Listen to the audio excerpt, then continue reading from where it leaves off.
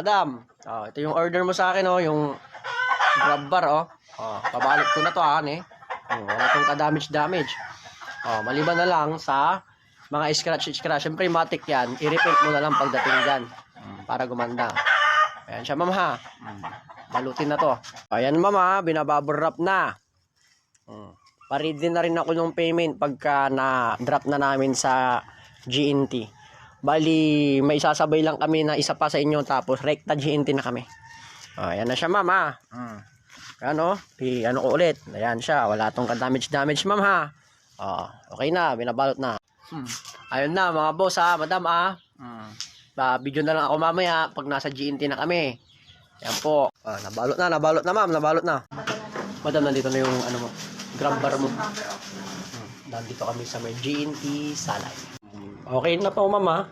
Nakadrop na siya. Ayan, video natin ng maayos. Yan yung complete address mo. Nandyan na rin yung pangalan ko, tsaka yung pangalan ko. Yan na rin yung code. GNT Salay Mangaldan. Ayun. Ayos na, ma'am. Okay na. Sana matuwa kayo sa pinadala ko sa inyo.